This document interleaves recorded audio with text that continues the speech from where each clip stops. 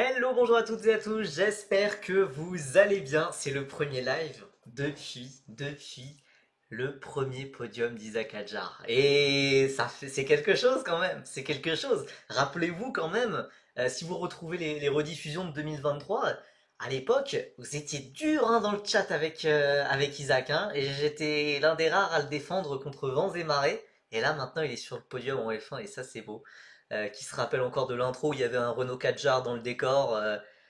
Waouh, ça a bien changé tout ça et c'est trop cool. Et voilà, donc voilà, premier podium d'Isaac Hadjar. J'en parle même pas spécialement dans le diapo que j'ai préparé pour évidemment la preview du week-end. Évidemment, on va revenir sur un très gros programme qui nous attend F1, F2, F3, Freca, Eurocup 3 et même karting.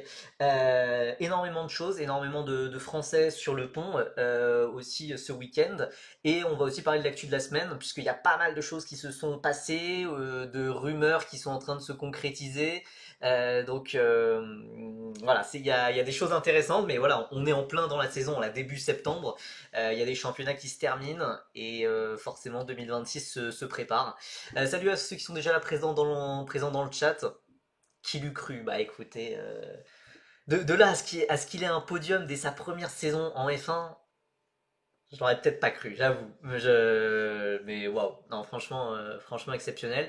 Vous voyez, j'ai hop, préparé. Pourquoi il s'affiche pas? Pourquoi il s'affiche pas? Ah, zut. J'ai préparé un PowerPoint, évidemment. Vous connaissez l'ADA de la chaîne, ça n'a pas changé entre temps. Et puis en plus, ça va être une grosse semaine, enfin un gros week-end de live. On va faire, voilà, on sera en live vendredi, samedi, dimanche pour suivre tous les championnats qu'il y a globalement, toute l'action. Évidemment, on va rien louper, sauf peut-être la course 2 de Freka qui est en même temps que le Grand Prix de F1. Faut pas abuser, mais sinon voilà, on regardera bien évidemment les courses principales de F3, de F2, on suivra des qualifs de Freka, la course 1 de Freka, on va la suivre, la course 1 d'Eurocup 3, on va la suivre aussi. Pas mal de choses qui se passent dès demain après-midi. Même pour certains, le week-end a déjà commencé, vu qu'il y avait déjà des essais libres en Eurocup 3 et en Freca. Je suis dispo pour le plus gros week-end du mois pour une fois que j'ai de la chance, mais enfin moi aussi, enfin, je suis vraiment content d'être là, voilà, chez moi à la maison pour ce week-end. C'est vraiment ce week-end, je l'avais coché. Voilà, il y a pas d'interaction sociale avec d'autres personnes. J'ai juste besoin d'être ici. Ici, on va se régaler avec tous les lives qu'on aura à faire. Oui, après, il y a aussi d'autres choses, évidemment. Je parle que de monoplace, mais évidemment, oui, il y a aussi de l'activité en WEC avec Petit Le Mans, c'est ça? Un week-end 5 étoiles F2, F3, Freca, Eurocup 3, F4 tchèque. Alors, F4 tchèque, oui, je sais pas si on le met dans la même catégorie. Ouais, la F4 Asie du Sud-Est, hein, pendant que tu y es, alors j'avoue qu'il y a aussi l'Euro Formula Open, mais bon, voilà, on va rester sur les choses quand même plus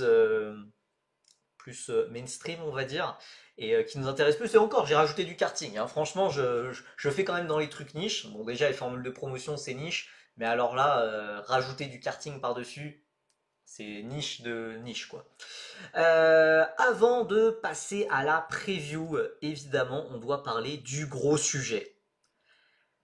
Colton Herta revient en Europe après avoir fait 2 années, enfin une en F4 britannique et une en Euroformula. Il revient en Europe presque 10 ans après, presque en fait. Colton Herta revient en Formule 2. Ça a été annoncé par le PDG de Cadillac, Dan Tauris, qui est aussi d'ailleurs le PDG, si je ne dis pas de bêtises, de Gainbridge, qui est l'un des sponsors principaux de Colton Herta, donc ça aide. Ça va, c'est pas du tout un conflit d'intérêt, vous en faites pas. Euh, Colton Herta sera en Formule 2 et il a déjà été annoncé officiellement en tant que pilote essayeur en F1, maintenant avec Cadillac évidemment, donc où il sera troisième pilote en quelque sorte, même s'il n'a pas encore ses 40 points de super licence, mais voilà, ça sera le pilote qui fera les FP1 notamment pour remplacer Valtteri Bottas et Colton Herta. Son départ de l'IndyCar a déjà été annoncé officiellement, le PDG de Cadillac a dit qu'il irait en Formule 2. Maintenant, évidemment, je pense qu'on a beaucoup parlé de la super licence. Globalement, 90% quand on évoque le cas Colton Herta, c'est pour parler de ses problèmes de super licence, car Oui, il n'a toujours pas sa super licence. Il a actuellement 35 ou 36 points, quelque chose comme ça. Fin 2026, il en aura 34. On rappelle qu'il faut 40 points de super licence.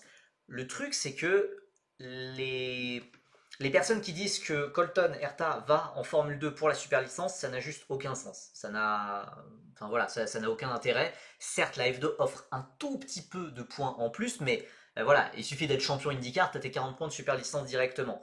Tu fais deuxième, comme il l'a été d'ailleurs en 2024, tu as 30 points, ce qui est certes moins que le deuxième de F2 qui a 40 points, mais voilà, si c'était juste un problème de points de super licence, ça ne sert à rien d'aller partir dans un nouveau championnat, d'aller découvrir un nouveau championnat avec des nouveaux moteurs, des nouveaux circuits, une hiérarchie un petit peu fluctuante aussi.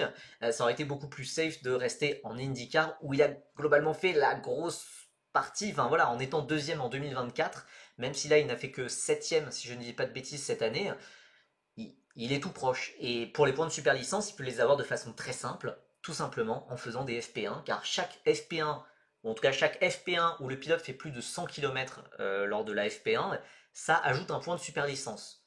Tu peux faire 10 FP1 comme ça et gratter 10 points de super licence un peu gratuitement comme ça, en soulignant quand même que pour pouvoir faire une FP1, il faut déjà avoir 25 points de super licence. Colton Herta entre dans ce cas, il pourra faire des FP1 dès l'an prochain. Il peut en faire même, voilà, il peut en faire 6 s'il veut, il aura ses 40 points. C'est juste, voilà, donc c'est pas pour la super licence qu'il va en F2.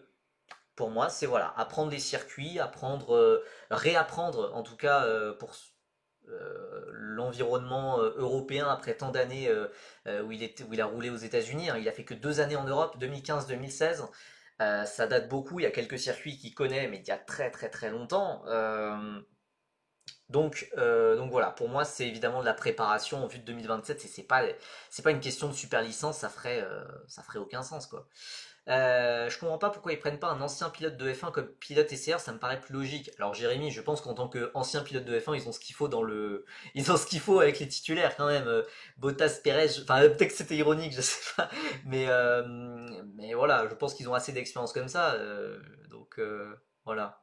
D'ailleurs, on en parle de Joel Eriksson chez Envision qui vient de mettre Théo à la porte. Non, il vient pas de mettre Théo à la porte, c'était comme ça depuis le début et voilà, il y a des pseudo-journalistes sur Twitter qui inventent des rumeurs selon leurs propres suppositions.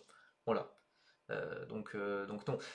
D'ailleurs, ce même Bobby Parson, parlons-en, qui a aussi annoncé que Colton Herta irait chez Prema. A priori, c'est pas si sûr. Pour l'instant, moi en tout cas, personnellement, je n'ai pas d'informations là-dessus. Mais selon Motorsport Italie, il irait plutôt du côté de chez Rodin. Rodin qui est d'ailleurs le nouveau nom de son ancienne équipe, Carlin, avec qui il avait roulé en 2015-2016. Donc ça peut faire sens, ça peut être logique qu'il aille. En vrai, Prema et Rodin, c'est les deux équipes les plus logiques où il est le plus susceptible d'aller, puisqu'il a des. Lui ou Gainbridge a des liens avec Prema et Rodin, lui, ancien pilote Carlin Rodin, et Gainbridge, a des forts liens aussi avec Prema, avec Sébastien Weldon qui est en F4. Donc voilà, ça serait logique que ça soit entre Prema et Rodin. Donc je peux pas dire que je sois surpris s'il va dans l'une de ces deux équipes. Je sais pas s'il participera à une course de F2 cette année, puisque en soi, bah oui, enfin, ça serait logique. Ça serait logique qu'il fasse un peu de F2 pour un petit peu apprendre en vue de 2026. Mais ton prono sur sa position au classement en fin de saison, les gars, faut pas me demander des questions sur les pronostics. Hein. Moi, toutes les années, je pronostique Martin champion et toutes les années, il finit 9ème. Donc, je sais pas, parce que il y a tellement d'inconnus, déjà son équipe. S'il va chez Prema, s'il va chez Rodin, c'est déjà pas la même. Rodin est quand même plus de référence actuellement, enfin ces dernières années en F2. Je sais pas, un Ritomo Miyata, c'est un pilote qui n'a rien à faire en 15e place en F2. Et pourtant, voilà, il a de grosses difficultés. C'est imprévisible. Tant qu'on ne sait pas son équipe, je ne me risquerai pas un prono en tout cas. Parce que voilà, s'il est dans une Invicta par exemple, bah voilà, ça ira forcément plus haut que s'il va dans une Trident. Voilà. Est-ce que la place d'Erta en F1 est assurée quels que soient les résultats en F2? Je pense que c'est un petit peu comme Berman ou Antonelli. Je pense que c'est plus on s'en fout du résultat brut, du classement final. Tu peux faire sixième, douzième si Andretti, Cadillac, enfin si Cadillac pense que il y a assez de choses intéressantes qui auront été vues, euh, ils le mettront en F1, je pense. Euh, Puisque le problème, en fait, c'est difficile de savoir à quel point Andretti Cadillac va placer Hertha en F1 ou pas. Mais là, ils l'ont quand même fait quitter l'IndyCar. C'est quand même un truc qui est potentiellement destructeur pour sa carrière, je sais pas. Mais ils le font, ils le font quitter l'IndyCar, donc c'est vraiment qu'il y a quand même un vrai projet F1. Là, ils vont aller le juger en F2, mais au-delà de le juger en F2, ça va surtout être sur les tests en F1. S'il est à 3 secondes des temps en F1, voilà, ils vont. Cadillac reste quand même une marque, il y a tout le groupe General Motors, etc. Ils ont des comptes à rendre aux investisseurs, ils vont pas mettre un pilote qui est à 3 secondes des temps, même s'il a sa super licence. Mais en plus du côté sportif, voilà, il y a des conflits d'intérêts. Il y a des conflits d'intérêts aussi, mais qui sont assez courants en sport auto. Colton Herta, il a son avenir entre ses mains en tout cas. Enfin, c'est vrai que s'il performe là sur les essais en F1, s'il performe en F2, voilà, il ira probablement en F1. Le truc aussi, et c'est une très bonne remarque d'Océana 4213, Bottas et Perez, normalement, en tout cas ça a été annoncé comme tel, ils ont des contrats pluriannuels. Ça n'a pas été spécialement développé, mais bon, pour des pilotes aussi âgés, voilà, ils ont des contrats de 2 ans, chose qu'ils n'auraient pas eu chez Alpine, vous avez qu'un contrat de 1 an ou de 1 plus 1. Euh, donc imaginons Colton Herta. En fait, il peut potentiellement y avoir un souci au niveau de la super licence, puisque si Herta il arrive qu'en 2028, donc à la fin des contrats de Bottas et de Perez, il va falloir qu'il valide sa super licence avant, puisque certes il est très proche des 40 points, mais il y a 30 points qui sont sur la saison 2024. Et les points sont valides pendant 3 ans. Donc ça veut dire qu'en 2027, on ne tiendra plus compte des points qu'il a inscrits en 2024. Et donc là, ça sera la catastrophe. Et donc là, potentiellement, il faudrait scorer un très gros résultat en F2. Donc voilà, faut pas trop jouer avec le feu. Voilà, je sais pas trop. Herta serait l'un des rookies les plus faibles depuis plusieurs années s'il rejoint la F1, je pense. Bah ouais, autant il y avait vraiment une grosse hype Colton Herta quand il est arrivé en IndyCar, autant maintenant, c'est quand même vraiment rentré dans le rang, c'est très irrégulier. Merci beaucoup à Anelsos pour le follow. Mais voilà, c'est très irrégulier. Voilà, il a fait quand même deuxième en 2024, mais enfin, c'est vrai que en dehors du prisme américain, du prisme Andretti qui veut placer son pilote maison, franchement, on a du mal à être vraiment hypé. Surtout, c'est un pilote qui arriverait aussi assez âgé. Ce serait peut-être, je sais pas, le pilote le plus âgé arrivé en F1 depuis quoi? Peut-être De Vries, ou Hartley même. Euh, voilà, je suis assez dubitatif. Alors évidemment, il y a un gros enjeu marketing, c'est le pilote maison, c'est le pilote américain par excellence qui est une star aux États-Unis. Euh, voilà, il y a aussi des arguments, il y a pas que le sportif qui joue. Donc là voilà, il va se retrouver en F2, c'est officiel. Je pense que c'est surtout pour apprendre, pour faire des gros résultats, mais que la vérité, vous le savez, hein, et ça vaut pour tous les pilotes d'ailleurs, la vérité, elle se passera dans les tests F1. Tu peux être champion F2, ça te garantit pas une place F1, et je crois que j'apprends ça à personne, je pense. Hein. Je l'apprends pas à Théo ou Drogovic, ou voilà quoi. Donc, je considère Hertha bien supérieur à Zhou et Mazepin. Alors Mazepin, oui, Zhou, tu vois. Ouais, si, peut-être quand même, mais je sais pas. Enfin, moi, il peut y avoir débat. Hein. Je suis surtout curieux de savoir dans quel team il va atterrir. Ouais, ouais. Bah, c'est à partir de ça où on pourra dire un petit peu ce qu'on vise et avec quel coéquipier. Moi, c'est ça qui m'intéresse puisque chez Rodin, est-ce que ça serait avec quel coéquipier? Est-ce que ça peut être avec un gars comme Alex Dunn qui pourrait redoubler? Je crois que c'est ce que Motorsport Italie évoque dans son article. Je crois que c'est ce que Motorsport Italie évoque dans son article, mais c'est juste une supposition. Moi, j'avais entendu comme quoi Williams pourrait potentiellement faire remplacer, redoubler Luke Browning, mais peut-être que Luke Browning n'a pas forcément besoin d'une deuxième saison de F2 tellement il a été bon durant sa première année actuellement. Ouais, Dunkirk, je suis d'accord, ça lui ferait plus de mal qu'autre chose. Je suis d'accord. Non, non, non, je suis d'accord avec vous. C'est pas moi, c'est Motorsport Italie qui dit ça. Je suis d'accord. Pour moi, en fait, tous les pilotes là qui sont dans le top 5 en F2 qui jouent le titre, donc Fornaroli, Dunn, Browning, Verschoor, Crawford, ça ne sert à rien. Ça ne sert à rien de revenir. Kouchmaini, oui, Kouchmaini, moi je l'avais aussi, mais je sais qu'il a aussi discuté avec ART, donc voilà. Bah, Browning, en vrai, je peux le voir troisième pilote Williams. En vrai, dans le temps, ça se faisait, hein.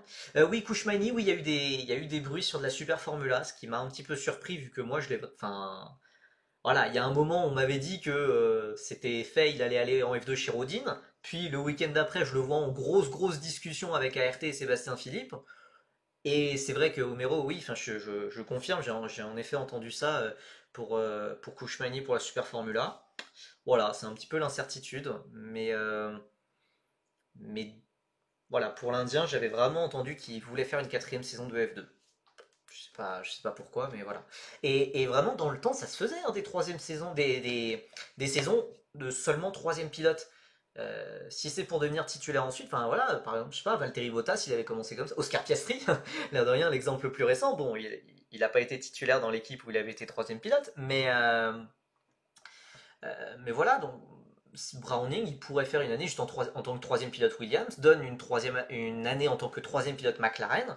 C'est des choses qui peuvent se faire. Là, tout est bouché et en 2027, ça pourrait un petit peu plus. Enfin, voilà, il y a des contrats qui arriveront à expiration. C'est des choses qui peuvent bouger, quoi.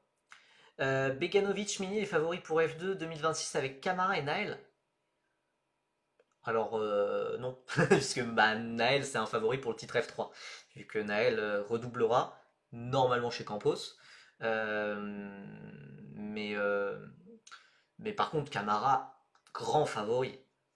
Même si Beganovic et Mini ont plus d'expérience, pour moi, si vraiment en plus la rumeur Camara chez Invicta se vérifie, pour moi c'est la route vers le titre, hein.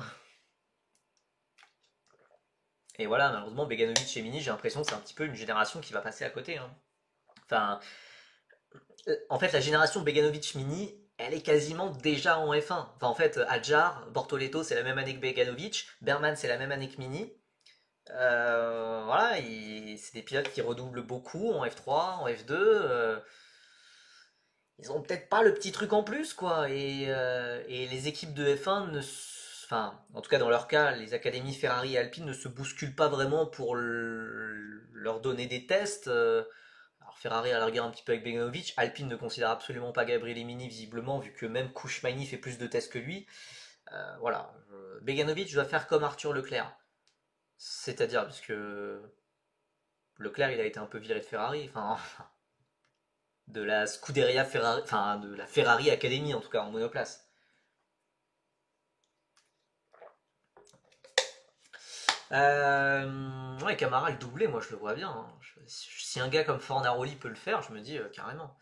Euh, Donc ouais, Colton Herta, je sais pas. Prema ou Rodin, pour moi c'est voilà les deux. Endurance pour Beganovic. Aussi de ce que j'ai entendu, moi Beganovic, il devrait refaire une année de F2. Donc non. De ce que je comprends, moi, c'est que en fait, Ferrari,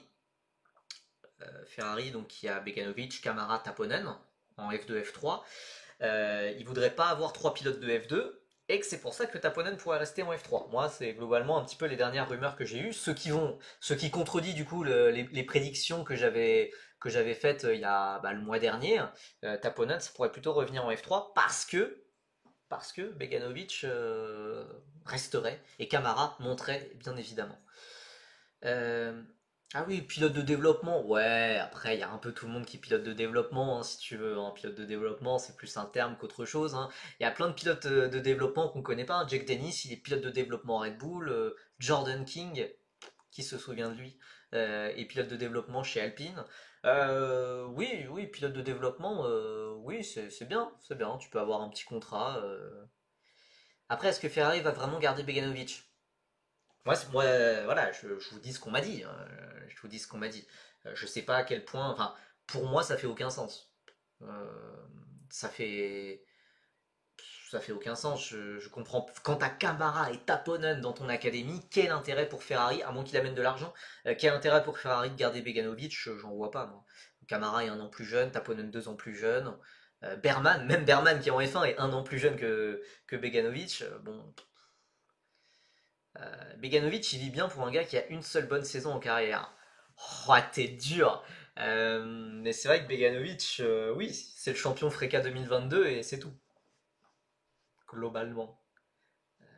Après, bonne saison, non, très très bonne saison quand même. Très très bonne saison. Mais c'est vrai que pour le reste, non, mais c'est bizarre. En fait, c'est bizarre à dire que. Mais c'est vrai que c'est un gars qui a quasiment tout le temps été dans les meilleures équipes. Et. Et en dehors de voilà, cette saison de Freca 2022, c'est vrai que Beganovic, un petit peu passé à. Bah, il n'a pas vraiment répondu complètement aux attentes. Euh, non, mais non, en soi, je suis d'accord avec Homero. C'est juste un petit peu brut de le dire comme ça. Et puis, il a quand même fait, voilà, P6 en F3, c'est pas dégueu non plus. Mais enfin, je comprends ce que tu veux dire. Enfin, c'est bien en dessous des attentes d'un futur pilote de F1. Ça peut rester. En F4 Italie, je crois, il fait troisième. C'est une bonne saison, mais c'est pas, voilà, c'est pas exceptionnel ou voilà. Durksen, j'en ai aucune idée d'où. Ah, bah si, a priori, il y a Durksen qui avait annoncé dans un média paraguayen qu'il resterait en F2, mais qui quitterait Aix. À voir ce que ça viendra. Non, c'est meilleur que Caldwell quand même. Abusez pas, abusez pas. Donc bon, voilà, intéressant de voir dans quelle équipe Colton Herta va arriver et quels objectifs il va se mettre, hein, puisqu'évidemment ça va être l'attraction du championnat, clairement. Ça va être le vieillard face à des pilotes de 5, 6, 7 ans plus jeunes que lui. Ça va être intéressant, quoi.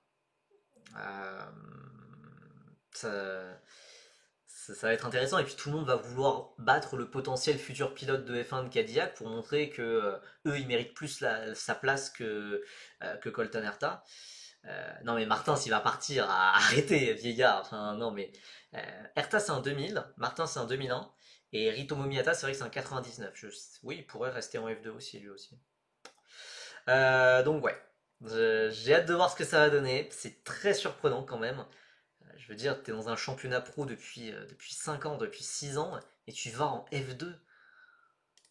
C'est c'est fou. Surtout dans une période où la F2 est quand même critiquée, où c'est plus. Enfin voilà, je sais pas. Ça me paraît quand même vraiment osé, quoi. Ça me paraît vraiment osé à voir ce que ça va donner. On passe à notre deuxième sujet du jour, si ça vous va.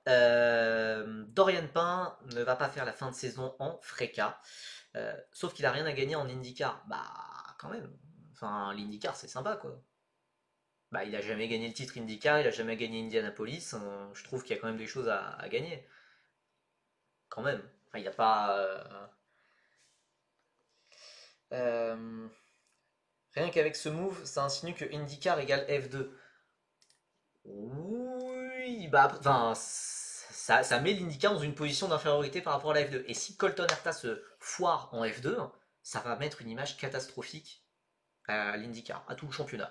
Ça va, il a juste la pression de sa propre carrière, la pression d'Andretti, la pression de Cadillac et la pression de tout l'IndyCar sur lui. Bon, allez, on passe au sujet d'Oriane Pain. Donc, il ne finit pas la saison en Freca, mais a priori, c'est pas le seul souci. En vrai, c'est la bonne décision. Triste, c'est triste à dire, mais Dorian n'a pas le niveau pour la Freca, nous dit Cyclo Exane. Alors, Percy, est-ce que Pain a fait une meilleure saison que l'année dernière en Freca? Non, malheureusement, ça a été une saison compliquée. Ça a été et la pression du groupe Erta. Non, le groupe Erta, c'est autre chose. Bon, pour reprendre un petit peu, en fait, le souci, alors certes pour Dorian Pain qui ne fait pas la fin de saison en Freca, Le souci, il est plus important. Le souci, c'est surtout celui qui est autour d'Iron Dams, Iron Lynx, de Deborah Mayer, la femme d'affaires qui soutient notamment la carrière de Dorian Payne et de toutes les Iron Dams. Globalement, il y a beaucoup d'incertitudes financières autour de la bonne vitalité budgétaire d'Iron Dams et d'Iron Lynx. Et voilà, enfin, quand je dis Iron Dams, hein, enfin, c'est tout le groupe, quoi. Et ça peut poser des soucis. Ça peut poser des gros soucis et ça fait que du coup, Dorian Payne n'avait pas le. Enfin, en tout cas, Dorian n'avait pas le budget pour finir la saison de Freka. Donc ouais, ça pue. Ça pue vraiment. Voilà, vous avez peut-être vu passer sur Twitter ou ailleurs que Deborah Mayer fait une grosse vente aux enchères, notamment de toute sa collection de voitures, de toute sa collection de voitures, donc pour avoir des liquidités assez rapidement. Ok. Euh, Après, même sans Iron Lynx, Dorian reste supporté par Mercedes. Oui, elle reste supportée par Mercedes. Elle court d'ailleurs toujours en F1 Academy avec Mercedes, c'est très bien. Mais en fait, pour moi, la vraie décision, elle est ce week-end. Alors, personne n'en parle vraiment. Beaucoup de gens parlent d'Iron Lynx, Iron Dams, etc. Mais voilà, concernant Dorian Payne, malheureusement, il y a une décision. Enfin, visiblement, il y a quelque chose qui a été décidé ce week-end. Prema en Freca aligne bien 4 voitures. Les 3 titulaires habituels, Slater, Beaton, Aldairi. Et une quatrième voiture, non pas pour Dorian Payne, mais pour Alex Powell. Alex Powell, qui est aussi un jeune pilote Mercedes.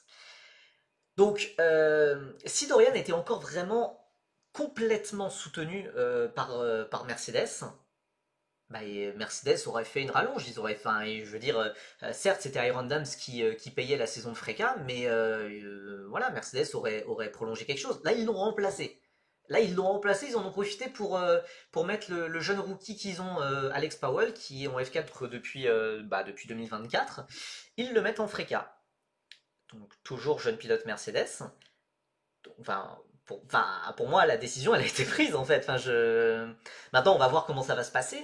Mais moi, j'ai vraiment l'impression que, ouais, c'est ça, Mercedes euh, a un peu lâché Dorian, ou en tout cas ne la soutient que pour voilà, la F1 Academy, puisque bah, c'est ça qui fait vendre, c'est le marketing, etc. Vous savez ce que je pense de ce championnat.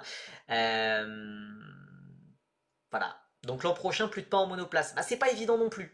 C'est pas évident non plus. On en parlait lors du live dernier où on avait commenté d'ailleurs la course de F1 Academy. Si Dorian gagne en F1 Academy, tu fais quoi? Bah je sais pas. Car on rappelle Toto Wolff est assez proche d'une certaine Suzy Wolff, assez proche, aka ils sont mariés. Suzy Wolff qui est la directrice de la F1 Academy. Je ne peux pas vraiment penser à un monde où la championne de F1 Academy ne continue pas en monoplace.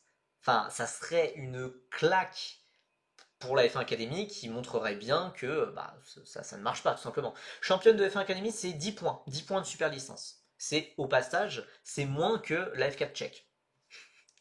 Voilà, la F4 tchèque qui est évaluée au même titre que la F4 italienne, française, etc. Voilà, la F1 Academy, c'est 10 points pour la championne. Euh, voilà, donc non, je la vois pas partir en endurance si elle gagne le titre. Et c'est là que je me dis, est-ce que c'est une bonne idée qu'elle gagne le titre? Euh, j'ai pas spécialement envie de l'avoir continué en monoplace.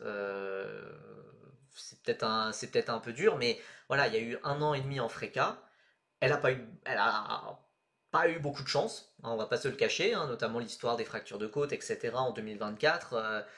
Voilà, mais on peut pas tout mettre là-dessus non plus. Au bout d'un moment, je peux comprendre aussi que Mercedes ait voulu, enfin, veuille tenter quelque chose d'autre, et donc là, ils tentent quelque chose d'autre avec Alex Powell ce week-end. Ils mettent un rookie dans la voiture de Dorian. On va voir comment ça va se passer. Il y a déjà eu les essais ouais, des essais libres, des essais privés là. Aujourd'hui, cet après-midi au Red Bull Ring pour la septième manche de la Freca. Powell était dans le rythme, mais en soi, Dorian avait déjà fait des choses similaires en essai. Ce qui va être intéressant, c'est vraiment la qualif et la course. Mais bon, tu es très indulgent, on va pas se mentir, elle n'a rien montré en Freca. En Freca, elle a rien montré, je suis d'accord. En Freca, en 2024 et bah, sur cette première moitié 2025, elle n'a rien montré et Euh, oui, malheureusement, elle n'a rien montré. Mais je peux pas m'empêcher de repenser voilà, à des tests. Alors maintenant, vous allez me dire, les tests, il y a des années, etc. D'accord, c'était des tests en GP3, en F3, il y a des années. D'accord, mais il y avait aussi la F4. Alors certes, gagner en F4 Asie du Sud-Est, c'était peut-être pas très intéressant, même si c'était sa première apparition en monoplace. Il y avait aussi sa victoire en F4 Emirati, où là, elle gagne face au tout meilleur pilote de F4. Il y avait quand même, enfin, voilà, où est partie cette Dorian-là? Je pense pas qu'elle ait pu disparaître comme ça du jour au lendemain. Mais force est de le constater, après 1 an et demi de fracas, elle n'a rien montré. Donc non, alors pour moi, non. Enfin, pour moi, on peut pas critiquer Mercedes et dire que c'est un move dégueulasse. C'est une décision sportive. T'as un autre pilote en F4 qui patiente, qui commence à progresser vraiment après une première année pas évidente. Le début de la deuxième année n'était pas évident non plus, mais enfin voilà, tu sens que ça progresse. Voilà, au bout d'un moment, je comprends complètement Mercedes, mais quelque part, enfin, j'aimerais que ça soit peut-être un peu plus transparent. C'est toujours le problème en fait avec la communication avec Iron Dam, c'est tout est beau, tout est merveilleux, et et voilà, au final, je sais pas, est-ce qu'il y a vraiment beaucoup de remises en question, je sais pas quoi. Voilà. Elle irait où en wake sans Iron Dams? D'ailleurs, du coup, est-ce que ça serait du wake? Enfin voilà, il y a beaucoup d'incertitudes autour d'Iron Dams. Est-ce que Iron Dams s'arrêtera purement et définitivement? Je ne sais pas. Est-ce que justement la vente aux enchères de Deborah Mayer, enfin organisée par Deborah Mayer de sa collection de voitures, c'est pas Deborah Mayer qu'on vend aux enchères, mais est-ce que ça peut donner des liquidités suffisantes pour prolonger le programme Iron Dams? Mais il faudrait quand même plus de soutien pour que ça soit vraiment pérenne dans le temps. Voilà, en fait, ça met beaucoup de carrières en suspens. En suspens, puisque voilà, surtout pour les pilotes féminines, c'était la fortune personnelle de Deborah Mayer qui les finançait, quoi. Un petit mot quand même sur Lisa Billard, qui est aussi une Française qui est chez Iron Dams. Pour elle, donc elle a pas beaucoup de soutien financier non plus hein, depuis qu'Alpine a arrêté son programme de pilote féminine. Elle a été récupérée par Iron Dams. Pour elle, je pense pas que ça posera trop de soucis, en tout cas pour le court terme, puisque 2026, elle devrait aller en F1 Academy. Et la F1 Academy, globalement, voilà, il n'y a pas beaucoup à payer pour la F1 Academy. Donc pour Lisa, je pense pas que ce sera un souci. Mais voilà, pour Dorian en 2026, bah, de toute façon, elle fera pas de la F1 Academy. Elle aura déjà fait 2 ans en F1 Academy. Au bout d'un moment, voilà, il va falloir faire quelque chose d'autre. Voilà. Lisa Biard aurait pas de backup. Non, mais enfin voilà, pour la F1 Academy, je pense que ça irait. Et je pense. Ah ouais, après avoir, j'avais entendu qu'il y avait des discussions avec certaines académies, mais je pense que c'était des académies en vue de la F1 Academy aussi seulement. Donc, euh, je lis un peu les messages là, ouais. Je trouve pas que Mercedes fasse le maximum. Bah. Ouais, c'est quoi le maximum? Après, continuer à la mettre en fréca, continuer. Moi, ce que j'aurais bien aimé, c'est vraiment qu'elle change de championnat, puisque je peux comprendre l'argument comme quoi c'est peut-être la voiture qui lui convient pas, mais dans ce cas, enfin ouais, j'aurais bien aimé la voir dans un autre championnat, quoi. Euh, on peut faire un duo de la désillusion en endurance avec Pain plus Adrien David. Alors, je suis pas d'accord, moi, Adrien David, là, sa carrière, elle commence à être. Enfin, voilà, on va voir où il se trouve Adrien David l'an prochain, mais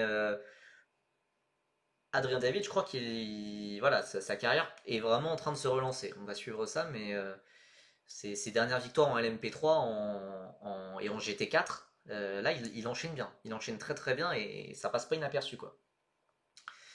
Je comprends pas pourquoi le projet ne fonctionne pas financièrement avec le buzz qu'ont toutes les équipes Iron Dams. Je sais pas. Je sais pas, mais je suis complètement d'accord avec toi, hein. Je suis complètement d'accord avec toi. Je sais pas, c'est quasiment, enfin, pour moi, c'est l'une des équipes les plus connues en, au Mans, en fait, enfin, en endurance. C'est l'une des équipes les plus connues, j'ai l'impression. Alors certes, ils ont eu un deal avec Total Energy, mais je pense justement juste aux 24 heures du Mans. Et pour le reste, bah, je sais pas. Je comprends pas trop. Je comprends pas. Euh... RS en ELMS? Non, j'ai pas entendu ça. J'ai pas entendu ça. Enfin, je ne sais pas. Mais non, non, non, on va voir. On va voir. On souhaite le meilleur on souhaite le meilleur à Adrien pour son futur, mais là, c'est très très bien ce qu'il fait et ça performe bien. Voilà.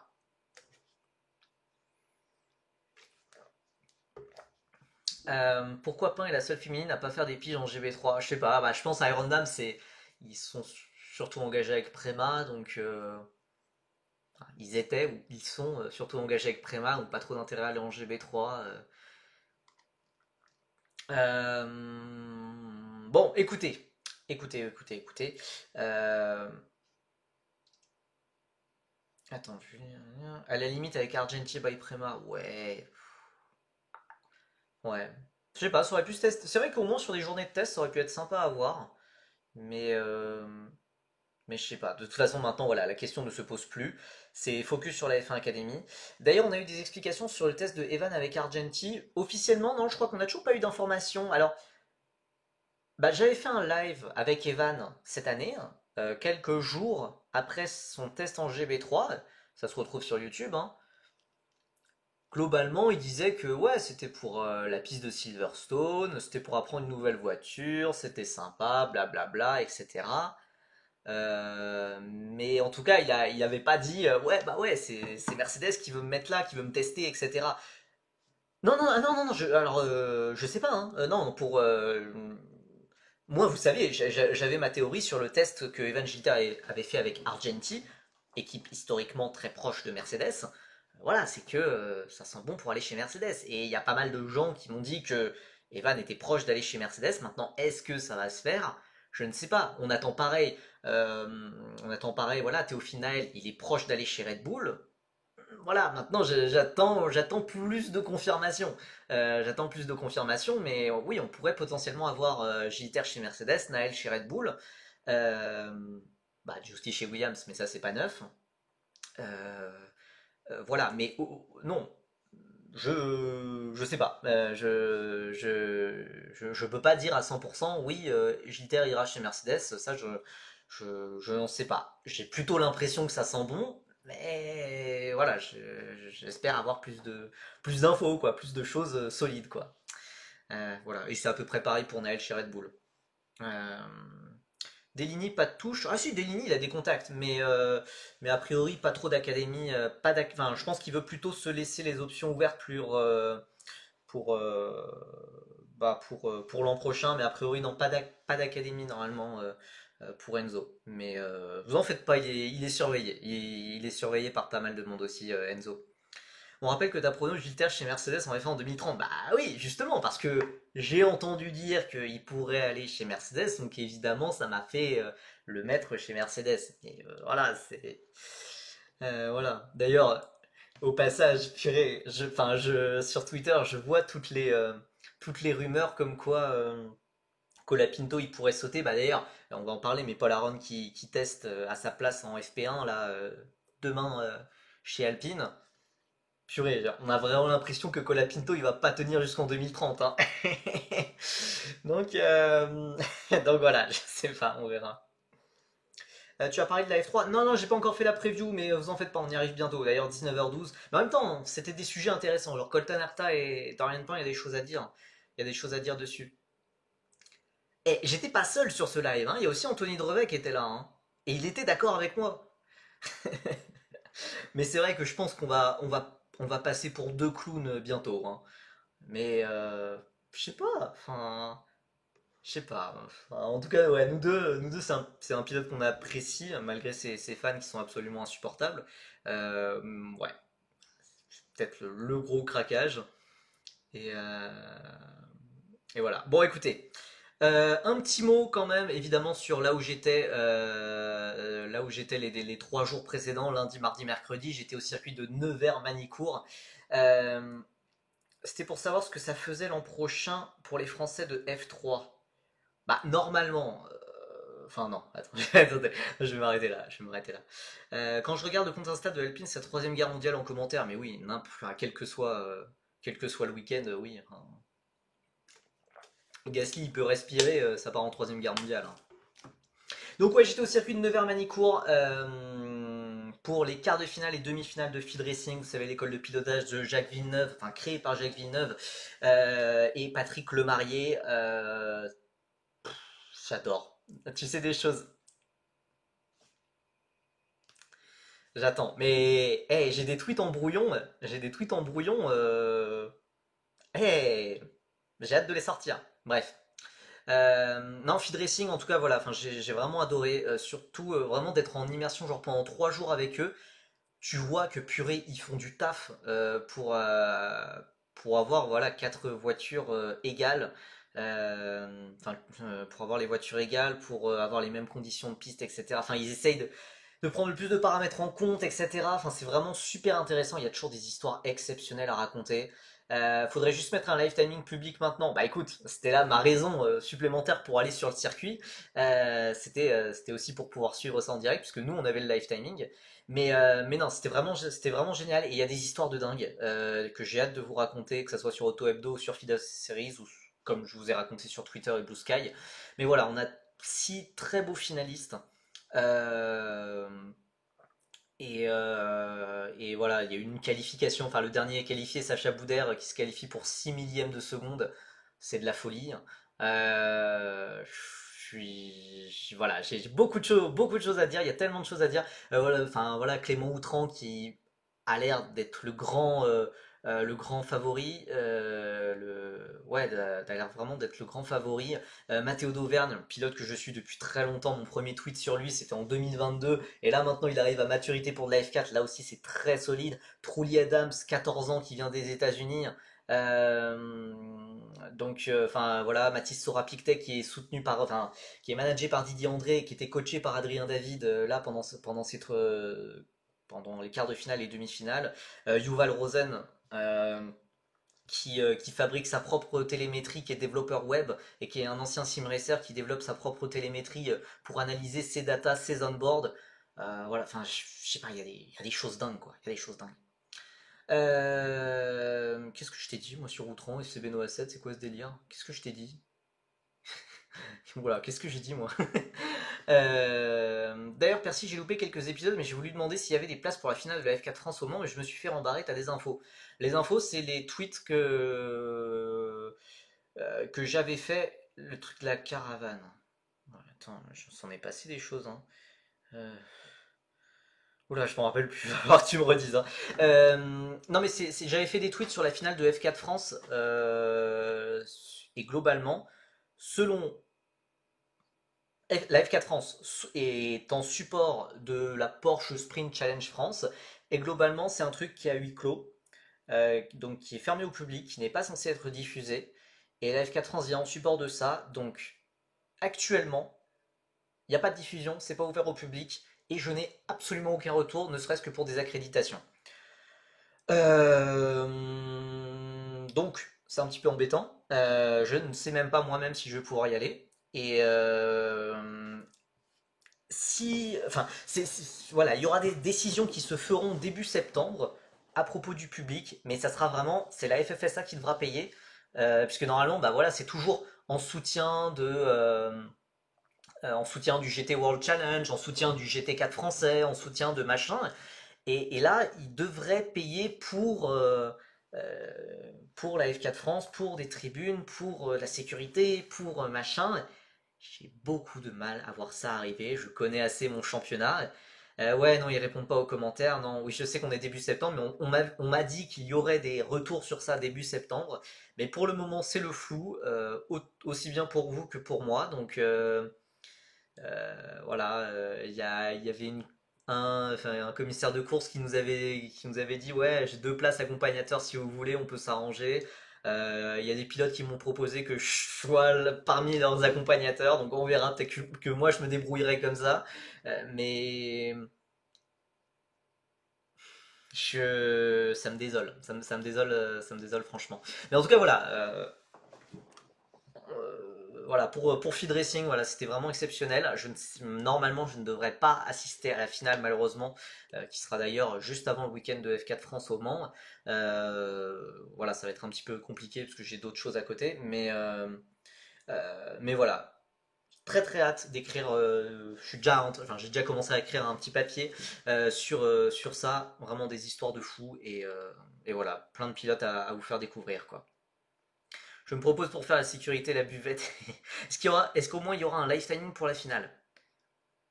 Je ne sais rien. La vérité en fait c'est qu'on n'a aucune info. Les seules infos que j'ai c'est que pour le moment fermé au public et pas de diffusion et que ça peut peut-être changer si la FFSA met la main à la poche. Et pour le live timing, j'ai envie de te dire, normalement, dans tout championnat normalement constitué, oui, mais au circuit Bugatti, t'as pas toujours un live timing. Genre par exemple, t'as pas un live timing accessible au public. Quand les pilotes du Grand Prix Explorer ils font leur journée d'essai, t'as pas un live timing pour le public. Même quand aux essais de pré-saison en F4 France au Mans, t'as pas un live timing pour le public. Donc je m'avancerai même pas là-dessus. Euh, C'est merveilleux. Quel merveilleux championnat. Voilà. Bon, j'espère qu'on aura des réponses voilà, courant de la... Enfin, on est jeudi, peut-être semaine prochaine. Puisque là, je me doute qu'évidemment, tout le monde va être occupé sur la prochaine manche de les deux noms, mais la finale au Mans, c'est dans 3 semaines. Donc j'espère qu'on aura des informations assez rapidement quand même. Et que oui, on n'aura pas de crash final dans le dernier tour qui ne sera pas diffusé et sur lequel personne n'aura d'informations, parce que ça serait assez frustrant. Circuit FIA grade 1, pas de live timing, l'excellence française. Alors, il doit y avoir un live timing, mais public sur internet, j'ai plus de doutes, tu vois. J'ai plus de doutes. Bon, il serait peut-être temps de passer à la preview du week-end, l'air de rien. On a évidemment un week-end de Formule 2 qui nous attend, la 11e manche de la saison. Il reste 4 manches. Vous voyez d'ailleurs que Leonardo Fornaroli est en tête du championnat avec 154 points. Et il reste très exactement 156 points à scorer. Ce qui veut dire que, vous savez que j'adore cette phrase, moi-même, vous-même, vous pouvez être champion de Formule 2. Et ça, c'est beau. Et ça montre quand même que sur 4 week-ends, enfin, en 4 week-ends, que quelqu'un peut être champion. Genre, par exemple, imaginez Colton Herta, il arrive ce week-end, il gagne toutes les courses. Là, il a plus de problème de super licence. Il les a, ces 40 points. Enfin, en fait, je trouve, enfin, il y a eu tellement de vainqueurs différents, etc. Que tellement de. Alors, certains diront il y a beaucoup de densité, il y a beaucoup de machin, mais, euh, mais c'est plus une inconstance de tout le monde qui est qui rend le championnat, je trouve, assez difficile à lire. Et évidemment, voilà, je sais vos messages, voilà, exceptionnels, cool, la preview F2, on passe à la F3, je sais, voilà. Euh, on a quand même voilà, un groupe de 5 qui s'est détaché au final dans cette course au titre. Fornaroli, Crawford, Verschoor, Browning, Dunn. On a ensuite Marty, Lindblad, Stanek, Montoya, Victor Martins qui est tombé à la 10e place au classement, que c'est compliqué pour notre français. Beganovic, Mini, Maini, Miyata, Durksen, Goethe, Villagomez, Cordil et Sami Mektounif qui sont les 19 pilotes à avoir marqué des points. Le week-end de Monza en F2 est intéressant, on va pouvoir voir qui a eu la fusée parmi les moteurs Mecachrome. Alors c'est vrai que généralement, enfin voilà, Monza c'est un révélateur en F2, mais même voilà dans d'autres championnats, en Freca l'an dernier, ça s'est vu. Ça s'est vu que Prema ils étaient bien hein, niveau moteur. Donc oui, en vrai c'est intéressant. Premier degré c'est vraiment intéressant euh, de voir ça, de voir qui est le mieux doté en termes de vitesse de pointe, on va dire. Et voilà, de toute façon, Monza, c'est toujours un week-end un peu fou, quoi qu'il arrive, quel que soit le championnat. Donc ça, on s'amuse toujours à Monza. Donc ça va être à suivre. Il y a quand même l'un des rares pilotes sur lesquels j'ai envie de m'attarder, c'est Arvid Lindblad, qui est 7ème au classement. Attention, attention à lui pour la F1, puisque avec Laurent Mekies, depuis qu'il est arrivé chez Red Bull, on a l'impression qu'il a envie de tempérer un petit peu quand même, de tempérer un petit peu les ardeurs sur Lindblad, sur les changements de pilote, etc. Euh, et donc, stabilité, ça voudrait dire de garder les mêmes pilotes là où ils sont actuellement, et donc Lindblad qui resterait en F2. Et rester en F2 une deuxième année, ça peut être très risqué. Ça peut être très risqué, c'est le risque de faire moins bien sa deuxième année que la première. Voilà, il y a certains pilotes qui digèrent très bien cette deuxième saison, comme Isaac Hadjar justement, mais parfois ça peut être plus compliqué. Tsunoda, ça dégage, point barre, mettons fin à cette farce. Ouah, c'est peut-être un petit peu dur, mais c'est vrai que pour Lindblad, il a quand même de la chance que Isaac Hadjar fasse un podium maintenant, puisque évidemment ça met Isaac Hadjar en pole position pour aller chez Red Bull, et donc bah, faire partir Tsunoda, et donc libérer une place chez Wecarb, et donc libérer une place chez Wecarb pour Lindblad. Maintenant, quand même, il y a quelque chose qui fait un petit peu tâche. Alors, Lindblad fait une bonne impression générale, mais il y a quand même ces derniers week-ends qui sont un petit peu plus compliqués, hein. Des derniers week-ends un petit peu plus compliqués et qui font même qu'il est derrière Pépé Marty au championnat. C'est un peu dommage quand même. Si tu, enfin, voilà, t'arriveras pas trop avec une étiquette de prodige aussi simple, quoi. Euh... Wow, wow, wow. Percy, en réécoutant ton live avec Drevet, j'ai été choqué d'entendre que tu vas remplacer Stroll avec Tsunoda en pensant que c'est mieux, mais Tsunoda est le pire pilote de 2025 et n'a pas sa place en F1 à la régulière. What? Alors, je suis d'accord qu'après 5 saisons, peut-être que voilà, on a peut-être fait un petit peu le tour de Tsunoda, mais wow, vous avez. Enfin, je sais que et je sais aussi que on a la réputation de sa dernière course, mais Tsunoda chez Wecarb sur les deux premiers grands prix, c'était exceptionnel. Mais enfin je et même l'an dernier, c'était très bon Tsunoda. Tsunoda, tout le monde voulait le voir chez Red Bull à l'époque. Alors voilà, il est dans la deuxième Red Bull actuellement, donc c'est beaucoup plus compliqué. Tout comme d'ailleurs ça l'a été pour Sergio Perez, tout comme ça l'a été pour Pierre Gasly, tout comme ça l'a été pour Alex Albon. Quand Tsunoda vous a-t-il impressionné? Bah début d'année 2025. Voilà, avec Wecarb. C'était vraiment pas mal. Même 2024, bah 2024, ça commençait à gagner en constance. C'est vraiment 2024, il a gagné en constance, chose qu'il n'avait pas du tout. Et voilà. Enfin, en fait, bah, pour moi, là, c'est un non-débat, puisque de base, là, on parlait de Tsunoda à la place de Stroll. Il n'y a pas de débat. Il n'y a pas de débat à avoir, quoi. Il a scoré 0 avec Wecarb.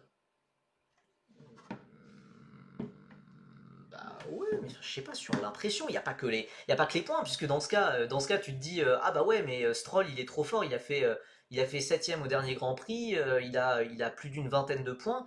Il n'y a pas que les points qui disent toute la réalité. Hülkenberg par exemple, il a un podium très bien et il est 9 au championnat très bien, mais sa saison, je la trouve moins bonne que 2024 et je trouve Bortoleto souvent plus solide que lui. Donc sa saison pour moi elle est pas super bonne par exemple à Hülkenberg qui a plus de points. Après, on parle de Lindblad, mais il a combien de podiums en F1? Certes, eh ben, il en a autant que Tsunoda, bien vu. Mais, enfin, je sais pas, enfin, Tsunoda, c'est pas. Alors, c'est sa cinquième année, et je suis d'accord qu'après 5 années, peut-être qu'on a fait le tour, mais Stroll, voilà, ça fait 8 ans qu'il est là en F1, ça fait trop longtemps. Et autant il y avait quelques moments où il nous impressionnait tard l'époque dans ses premières années, depuis 2021, il n'y a pas eu un seul moment où il a été impressionnant, je pense. Euh... Ouah, putain, t'as une opinion tranchée hein, sur Tsunoda en tout cas, hein. Euh, Bah, puisque justement, il a battu ses coéquipiers. Qu'est-ce que tu lui demandes de plus? Il a battu tous ses coéquipiers. Certes, c'était peut-être pas les meilleurs pilotes, mais genre, je sais pas, Russell, il a battu aussi, il battait aussi ses coéquipiers, qui étaient Kubica et Latifi. Et pourtant, bah, enfin, on sait, et encore, il était derrière au classement. Mais enfin, vous voyez ce que je veux dire, c'est pas parce que t'as des mauvais coéquipiers que t'es pas un bon pilote. Enfin, c'est pas, je sais pas, ça me, enfin, ouais, voilà, s'il les bat, c'est pas suffisant. S'il les bat pas, c'est nul. Ouais, non, je suis d'accord. Euh, il a été mis là pour faire plaisir à Honda. Il n'est pas catastrophique, mais bon, 4 saisons chez Wecar, clairement, sans jamais être promu, ça montre à quel point Red Bull compte sur lui, n'est clairement pas une valeur ajoutée. Mais je suis d'accord avec vous. Pour moi, c'est un pilote Honda avant tout. C'est un pilote qui fait pas tâche en F1 pour moi. Euh, mais il n'est pas infâme en F1, il n'est pas ridicule en F1. Il est ridicule en F1 maintenant qu'il est chez Red Bull dans la deuxième Red Bull, mais avant ça, il l'était pas. Il s'est fait laver par Gasly. Oui, enfin, Gasly avait beaucoup plus d'expérience que lui. Et Gasly, je mets quand même Gasly dans une catégorie au-dessus de Tsunoda, quand même. et s'est fait battre par Lawson. Oui, ouais, je égale. Enfin non, c'est pas si évident que ça non plus, hein. Ah, je suis pas d'accord là. Ah, je suis pas d'accord. C'est rare qu'on soit pas d'accord, mais oui, il s'est fait laver par Gasly, bah, enfin, évidemment, évidemment. Mais surtout, voilà, Tsunoda, il a progressé, il a pas mal changé. Mais bon, de toute façon, c'est vrai que voilà, avec Honda qui se barre de Red Bull, ça va être compliqué. Ça va être compliqué pour Tsunoda de rester. De toute façon, qu'on soit d'accord ou pas avec Homero, ça va être compliqué pour lui de rester. Et voilà, Isaac Hadjar a choisi ce moment-là pour claquer son podium. Voilà. Par contre, Lindblad, là, il n'est pas indiscutable pour la F1. Certes, t'as son étiquette de prodige, t'as l'étiquette de prodige Lindblad, ok, mais ça fait pas mal. Hein, depuis ses débuts en monoplace, il a toujours du mal à finir ses saisons. Il démarre et ensuite, bah, c'est plus compliqué. Donc voilà, ça serait bien de relancer un petit peu. Ouais, Arvid, la hype redescend, bah, c'est ça. Il faut relancer les choses, même si on pourrait avoir. Enfin, il a eu des pénalités, il a eu des disqualifications techniques, etc. Il pourrait être plus haut dans le classement. Mais il va falloir gagner en constance. Après, il est jeune, hein, il a 17 ans, mais en fait, je trouverais ça un petit peu gênant s'il est derrière Pepe Marty au classement alors que les deux sont coéquipiers et que bah, c'est Lindblad qui monte. Je trouverais ça très logique. Voilà, beaucoup plus de potentiel. Et pour moi, il a fait une bien meilleure impression que Pepe Marty qui gagne des courses sprint mais pas grand chose d'autre. Et ouais, voilà. Voilà, voilà. Et peut-être que, enfin, je peux comprendre, je pourrais comprendre aussi que Red Bull se dise, oh bah finalement une deuxième saison en F2, ça pourrait se faire, mais a priori il devrait y avoir un baquet qui devrait se libérer, donc ça devrait aider Lindblad. Mais voilà. Oui, l'un des autres pilotes à surveiller, ça va être Alex Dunn. Bon, évidemment, lui il faut toujours le surveiller, on ne sait pas, on ne sait jamais ce qu'il peut faire. Pourquoi on n'est pas hypé par cette saison de F2? C'est aussi pour ça, parce que on a une bataille à 5 pour le titre en F2 et que aucun des 5 n'ira en F1 l'an prochain. Après, Lindblad a-t-il déjà fait une saison complète compétitive? Bah non, c'est ce que je disais. Genre, première moitié de saison, il est très très bien, il est exceptionnel. Et deuxième moitié de saison, voilà, ça foire pour des raisons diverses et variées. Donc ça serait bien qu'il corrige ça avant de monter en F1 et que du coup on revienne, ils reviennent. Aucun des 5 n'est punitif, incisif, concret en piste. Alors Julien, parmi les 5, il y a Alex Dunn. Punitif, incisif, concret en piste. Je suis désolé, il coche les 3 cases. Hein. euh, Oui, donc voilà, en plus avec les annonces chez Cadillac, ça verrouille pas mal de baquets potentiels. Donc il reste les baquets chez Red Bull, mais ce serait plus pour Lindblad, à la rigueur Pepe Marty, mais j'y crois absolument pas. Il y a aussi le deuxième siège Alpine, mais voilà, ce serait plus a priori pour Paul Aron, qui est d'ailleurs testé aussi dans la FP1 à Monza. Euh, donc voilà, on a 5 pilotes qui sont bons, très bons pour certains, irréguliers pour certains, mais voilà.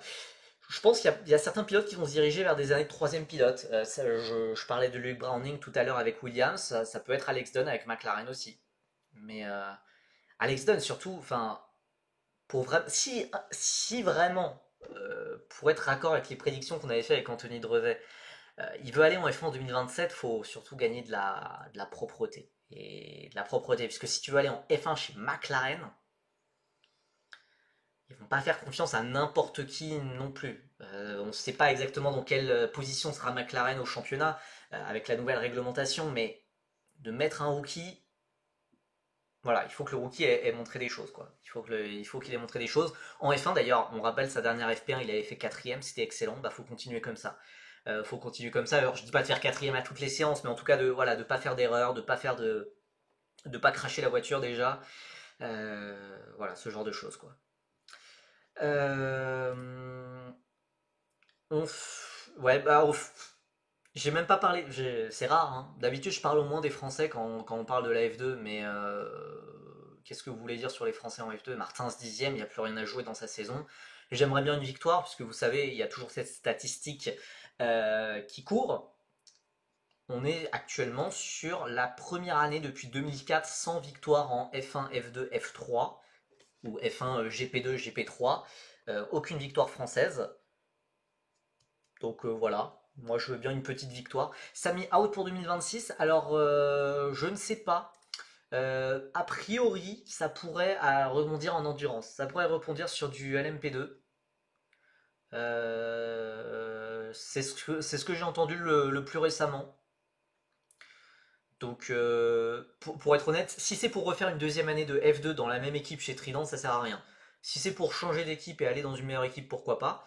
Mais aller en LMP2, ça peut être vraiment, ça peut être sympa. Ça peut être sympa. Même si, voilà, Samy, qui peut être assez irrégulier à l'époque de la Freca, à l'époque de la F3, en endurance, bah, je me demande ce que ça peut donner. Mais en tout cas, s'il arrive à rebondir en LMP2 l'an prochain, ça serait pas mal. Est-ce que ça sert à quelque chose de rester en F2? Tu vois, s'il est dans une Invicta, genre qui passe, enfin s'il fait comme une Roman Stanek et qui passe de Trident à Invicta, oui, ça vaut le coup. Là,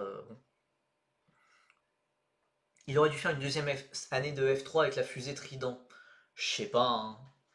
Je sais pas. C'est facile de dire ça maintenant, mais à l'époque, on n'avait aucune idée de comment les équipes de F3 réagiraient à la nouvelle réglementation. Peut-être que Trident aurait pu se retrouver dernière. Je comprends qu'il ait fait le choix de passer en F2. Euh, Homero, là par contre sur ça on est d'accord. Dire qu'en F4, donc France en 2020, je voulais que Samy soit P3 au lieu d'Adjar. Ça peut sembler si drôle comme ça en dehors du contexte, mais en 2020 j'étais pareil. Ah, pour moi, Adjar c'était un pilote redoublant. Samy, il avait fait de très bonnes choses en Asie du Sud-Est pendant l'hiver. Et j'avais de très gros espoirs en Samy aussi. Bah, j'étais pas très bon, hein, voilà. 2019-2020, je me suis pas penché sur les bons pilotes. Bon, ça va, pour Cher a quand même percé. Mais ouais, ouais, ouais, ouais. Et puis 2021, là, Isaac Hadjar a changé de dimension. Mais je comprends, voilà, en 2020, je croyais plus en Samy qu'en Isaac. Euh, genre Dorisson et Iglesias. Genre, attends, tu parles pour toi ou pour moi? Moi, j'ai pas. Je parle. Quand je parle de pilote en karting, c'est pas forcément que je les vois avoir un énorme avenir en monoplace, hein.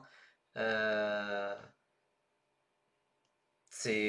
tout est, voilà, ça dépend. En 2019-2020, je pense que j'avais pas le recul, puisque c'était mes premières années où j'étais vraiment impliqué dans ce monde, etc., où je regardais toutes les courses, etc. Maintenant, j'ai plus de recul quand même voilà, sur des performances en karting. Il y a des pilotes qui vont pas trop performer en karting, qui vont briller après. Euh, voilà, c'est pas si linéaire. Dorisson et Iglesias, exceptionnel en karting. Et en monoplace, tu vois qu'actuellement, celui qui fait la meilleure saison entre Dorisson, Iglesias, même, enfin voilà, c'est Raphaël Perrard, qui avait beaucoup moins de références en karting. Voilà, donc non, non, c'est pas aussi, ça coule pas de source. Voilà, Raphaël Perrard, j'en avais jamais parlé en karting parce que bah il était dans les championnats vraiment paumés quoi, dans les championnats vraiment paumés, donc voilà, voilà, chacun a son trajet de carrière différent. On passe à la Formule 3. Formule 3, Raphaël Camara est évidemment sacré champion pilote. Il ne peut plus être rejoint par Mari Boya qui est actuellement deuxième. Oui, oui, oui, Mari Boya est deuxième, vous avez bien entendu. Boya est deuxième devant Nicolas Tsolov, Tim Tramnitz, Martinus Stensorn. Ces quatre pilotes-là qui vont se battre pour la place de vice-champion et pour les 25 points. 25 oui, 25 points de super licence qui vont avec. Stromstead est sixième et actuellement le deuxième meilleur rookie derrière Camara évidemment. Naël, notre premier français, est septième devant Tukata Ponen, Alessandro Giusti, Charlie Wurtz qui complète le top 10. On rappelle le top 10 qui décroche des points pour la super licence, on va en reparler évidemment. Van Eupen qui est 11, Intra pardon, qui est 12e, Bilinski 13, Santiago Ramos 14e et qui ne finira pas la saison. Qui sera remplacé par James Headley, on va y revenir. 15e Callum Voisins seulement. On rappelle que je l'avais pronostiqué champion. C'est même pas le meilleur pilote de son équipe. 16e Ugo Chukwu, 17e Wharton, Léon Dominguez, Nikita Bedrin qui avait fait seulement une seule manche, Christian Ho, Delpino, Badauer, Sharp, Slater qui avait fait 2 week-ends, James Headley donc qui change d'équipe, qui quitte X Racing pour passer chez Van Amersfoort Racing, Zagazeta, Benavides, qui sont les 29 pilotes à avoir marqué des points. Et ensuite, on a Dufek, Carrasquedo, Lacorte, Sagrera, Johnson, Marinangeli, Garfias. Et un nouveau venu, Fernando Barrichello, qui fera ses débuts en Formule 3. D'ailleurs, Johnson continue ce week-end avec high-tech en F3, bah j'imagine. Oui, probable, je pense, oui. Oui, j'imagine. J'imagine.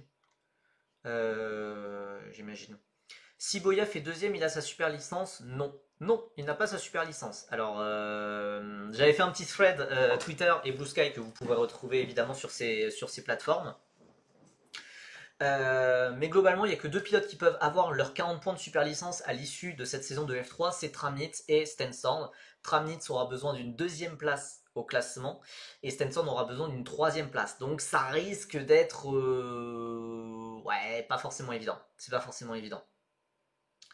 Naël a été si impressionnant que ça pour moi. Ouais, la saison de Naël c'est un succès. C'est carrément un succès. Ouais. Enfin, clairement, dans une Van Amersfoort Racing, c'est vraiment très très bien. Et pour moi, ça aurait pu mériter un passage en F2, même si je comprends qu'ils veuillent redoubler en F3 pour aller chercher peut-être le titre potentiellement avec Campos. Franchement, très solide. Euh, Naël, même peut-être plus impressionnant que Justy. Oui, pour moi, oui, parce que bah, déjà, Naël, c'est le meilleur pilote de son équipe. Justy, il a la malchance, d'avoir un coéquipier plus expérimenté et très coté. Enfin, Team Tramnit, c'est quand même pas n'importe qui à ses côtés, qui est devant. Euh, Naël, il va dans quelle équipe? Normalement, Campos. Normalement, Campos, alors que Justy devrait rester chez MP. Euh, mais Justy, bonne saison. Bonne saison, il y a eu de très très belles choses, mais sur les derniers meetings qu'il y a eu, MP a été plus en difficulté et ouais, il y a eu peut-être un peu plus l'erreur sous la pluie à Silverstone, c'est un petit peu dommage. Ou en qualif, il y a eu enfin sur le dernier tour qualif, c'est plus compliqué. Nail, il avait un peu des peintres en coéquipier. Je pense qu'on sous-cote pas mal Santiago Ramos quand même. Et c'est pas des peintres, en tout cas, c'est des bons pilotes, enfin des pilotes ok, mais je suis d'accord que c'est moins relevé que Team Tramnitz. Voilà. Après, MP est toujours boosté à Imola. Imola? Bon, on est à Monza là. 3 points pour Justy depuis le Red Bull Ring. Ouais, il y a aussi cette erreur de Justy au Red Bull Ring où il est trop impatient, il a un rythme de fou furieux, mais il est trop impatient, il va attaquer Benavides au virage 3 alors qu'il bah, il faut attendre un peu plus. Il faut attendre le virage 4, enfin, c'est évident qu'il va le doubler un petit peu après. Voilà, il y a des petites erreurs d'inexpérience. Après voilà, pour moi ça reste quand même. Après MP est toujours boosté à Monza, ok d'accord. Donc voilà, pour moi ça reste quand même une bonne saison de Justy, et puis il reste encore un week-end, on ne sait jamais ce qui peut se passer. Je redis ma stat que j'avais dit pour Martin Semek-Tounif. On est toujours à la recherche d'une première victoire française en F1, F2, F3 cette année, pour éviter une saison blanche depuis 2004. Les erreurs d'inexpérience, c'est en F3 qu'il faut les faire. Bah oui, d'ailleurs, Isaac Adjar saura le dire mieux que quiconque, hein, avec son fameux I Destroy the Car qui vient de sa première saison de F3, et sa seule saison de F3. Il faut les faire maintenant, et c'est plus des erreurs qu'il fait aujourd'hui, donc tant mieux. Voilà, donc pour la super licence, non, Marie Boya, il a peu de points de super licence, donc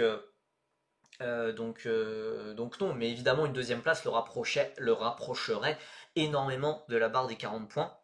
Mais Boya, je crois qu'il a, je sais pas, il a une dizaine de points de super licence. Tsoloff, bah actuellement il en a 12, mais il passerait à 0 puisqu'il va perdre ses points de 2022, vu que c'est les 3 dernières années qui comptent. Donc il va perdre ses points de la F4 espagnole, donc il va passer à 0.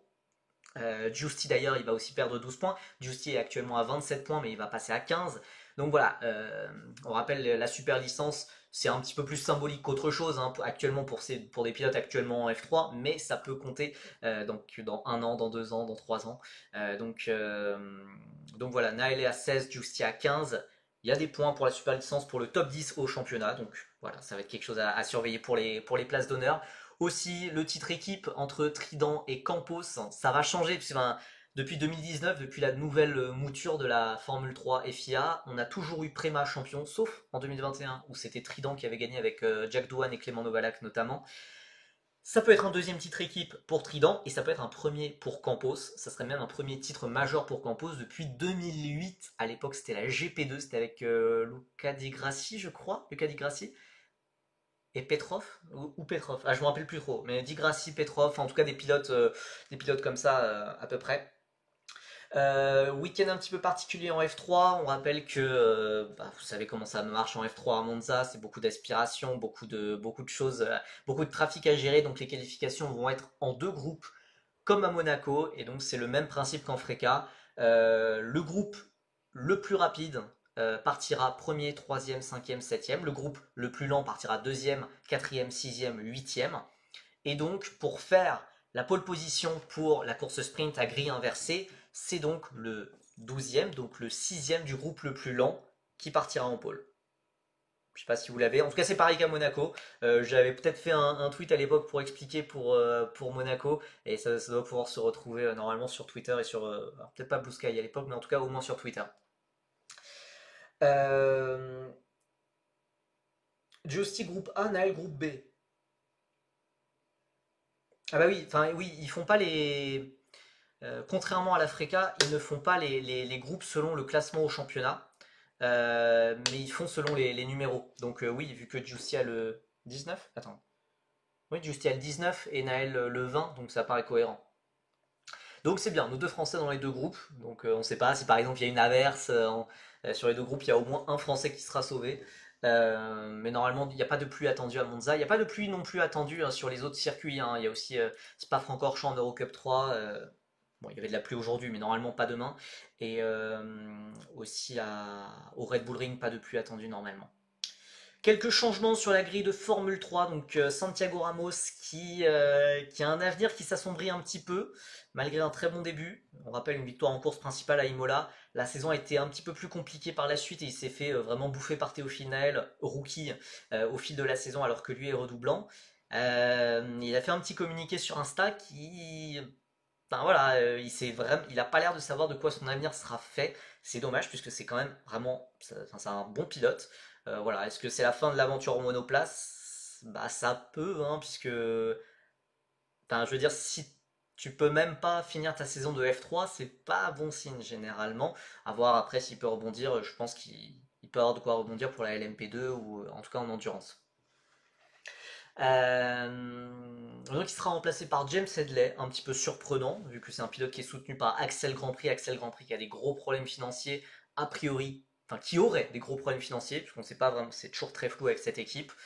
Euh, Axel Grand Prix qui n'est pas présent sur la grille en Freca ce week-end par exemple. Et donc, pour remplacer James Headley, c'est Fernando Barrichello qui arrive, fils cadet de Rubens Barrichello, le double vice-champion du monde de F1. Bon, assez anonyme quand il a été en F4 espagnol. Il a une victoire en Euro Formula Open cette année. Il est cinquième. Bon, c'est pas catastrophique, hein, on a vu bien pire, hein. Et d'ailleurs, rien que parmi ses coéquipiers, il y a Nicolas Marinangeli. Donc voilà, mais bon, Barrichello, ne vous attendez pas à ce que ça soit un regen de son père. Ça serait assez surprenant. Pas le crack du siècle, c'est une bonne manière de dire ça, ouais. Et lui, il a déjà signé pour 2026. On passe à la Freca, la Formule régionale européenne par Alpine qui sort de sa pause estivale avec toujours ce même leader du championnat, Freddy Slater, malgré sa disqualification à Imola, qui est en tête du championnat avec 16 points d'avance sur Matteo De Palo chez Trident. Enzo Dellini est troisième après sa deuxième victoire en Freca. Enzo Dellini troisième qui est remonté sur le podium du championnat au détriment de Pedro Clerot, qui n'a pas touché au podium depuis le quatrième meeting en Hongrie. Cinquième, Akshay Bora qui a signé sa première victoire en Freca, le pilote indien qui est passé devant notre français Evan Gilter. Sixième, qui lui n'est pas monté sur un podium depuis Misano, c'était le premier meeting de la saison. Yu Yamakoshi, septième, qui a tout juste annoncé avoir rejoint la structure All Road Management de Nicolas Todd, donc très très probablement un pilote qu'on verra en F3 l'an prochain. En tout cas, excellente nouvelle pour la carrière du pilote japonais qui n'est soutenu ni par Honda, ni par Toyota, ni même par Nissan ou que sais-je, soutenu par aucun constructeur et qui rejoint un management vraiment très très influent. Aldairi, Taito Kato, notre japonais sous licence française qui est 9ème, Bedrin, Nakamura, Kanatoli, Gauda, Beaton, Beloff, Biron Bagdi, Maschio, Liu et Aikmans qui sont les 19 pilotes à avoir marqué des points. Est-ce que T-Mec peut aller chez X comme ils le prennent dans l'Euro Formula Open? Je pense que c'est surtout le budget qui pourrait. Bon, enfin, surtout le budget, je pense, pour le souci. Faut se relancer pour Evan, le top 5 est possible. Ouais. Le truc, en fait, c'est. Évidemment, la saison d'Evan, elle cale un petit peu. Euh, Elle cale un petit peu, c'est sûr. Il n'y a pas de podium depuis le round 2. Après, voilà, il faut pas non plus oublier que Evan, il a été champion cet hiver et qu'il a battu Freddy Slater. Voilà, quand même. Mais c'est sûr que ART, là, en ce moment, est un peu plus dans le dur. On le voit aussi pour Taito Kato, Kanatoli, c'est pas du tout les mêmes performances que cet hiver. Donc ouais, c'est plus compliqué. C'est plus compliqué, surtout que Ace commence à vraiment prendre en, en vitesse. Il y a Enzo Dellini, mais il y a aussi Akshay Bora qui est de plus en plus rapide et qui prend en confiance. Euh, je sais pas si ça sera si évident que ça pour aller chercher le top 5. Je pensais pas le dire au début de saison, mais ouais, voilà. Là, tous les week-ends, vraiment, j'ai l'impression qu'il est au max, c'est inquiétant pour ART. Bah, c'est ça, il n'y a pas de. Alors, quand même, ouais, quelques qualifs où parfois c'est un petit peu juste pour Evan, mais je crois une ou deux, pas plus, sur la saison. Euh, Ouais, ouais. Après, voilà, c'est une fin de réglementation. Je sais pas, est-ce que ART est déjà en train de. Je sais pas, de. Bah non, non, la voiture 2026 n'est pas encore prête. Pas de saut en F3. Pour Evan? Pour Evan, j'ai pas d'infos figées pour Evan, mais logiquement, F3, normalement, hein. Normalement. D'autant plus si, on l'espère, il y a le soutien de Mercedes qui arrive. Ça serait top. Et ce serait probablement de la F3 chez ART, mais, mais voilà, ouais. Parce que commence à y avoir pas mal de sièges qui se remplissent, hein. Trident c'est pris, Campos c'est pris, MP c'est pris, Prema c'est pris, X bah, c'est pris aussi. Rodin j'ai l'impression que c'est quasiment complet aussi. ART Hightech, j'ai pas trop d'infos. J'ai moins d'infos sur ART Hightech. Dams, je sais pas trop. Il y a une équipe dont j'ai pas parlé. Van Amersfoort, ça a l'air pris aussi. Donc ouais, je pense que ça sera chez ART. Je le vois pas trop ailleurs. Et puis voilà, il a toujours des liens très très forts avec ART qui le soutient dans sa carrière. Donc c'est qui le numéro 3 chez MP? Peut-être un pilote redoublant. À voir, à voir, à voir. Peut-être un pilote redoublant qui n'aurait pas pu. Enfin voilà, bon. Si vous connectez avec ce que j'ai pu dire en début de live, ça peut se trouver. Après, encore une fois, c'est moins sûr. Beaucoup moins sûr le numéro 3 chez MP que Justy Kolnagi. Kolnagi, de toute façon, ça a déjà été annoncé officiellement. Justy, ça devrait normalement voilà, se faire. Le numéro 3 c'est beaucoup moins sûr. Mais voilà. Je pense qu'il y a aussi des pilotes comme Del Pino, comme Rinicella qui peuvent être dans l'équation. Mais a priori, ça serait pas eux. Voilà, à voir. Et je serais un petit peu déçu. Si c'est ce pilote soutenu par une académie, en plus soutenu par une académie F1, je soufflerai un petit peu, quoi. Si, voilà. Si, voilà. Et c'est un pilote que moi j'aurais vu en F2 personnellement. Voilà, faites vos suppositions. Non, c'est pas Barrichello. C'est pas Barrichello. Il y a des rookies qui arrivent pour 2026. La Corté. Ah non, ouais, non, non, non. Ouais, par contre, Francis Fromage est peut-être plus proche de la vérité. Encore une fois, j'en suis pas sûr, mais non, la Corté, non. Non, non, non. J'ai dit un pilote qui aurait pu passer en F2. Pourquoi tu me parles de la Corté, toi? Deligny refuse les académies par choix, il n'y en a pas d'intéressés. Ah, il y en a eu des intéressés. Il y en a eu au moins une, de ce que j'ai compris. Euh, mais, euh, mais pour l'instant, voilà, il se laissait le choix. Il se laisse le choix. Il peut monter en F3 sans académie. Donc c'est vrai que autant se laisser les coups des franches, on va dire. Donc des rookies arrivent pour 2026, enfin pour préparer 2026 surtout Alex Powell qui va remplacer Dorian Pain. Évidemment, on va surveiller ça de très près. En espérant évidemment pour Dorian que Alex Powell floppe complètement et qu'il fasse encore pire qu'elle. Maintenant, voilà, Mercedes a pris une décision.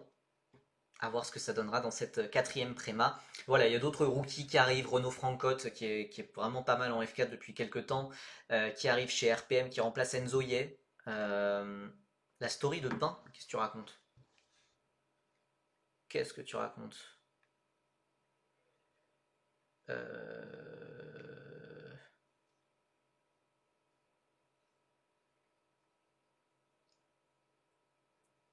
there, Adidas Motorsport.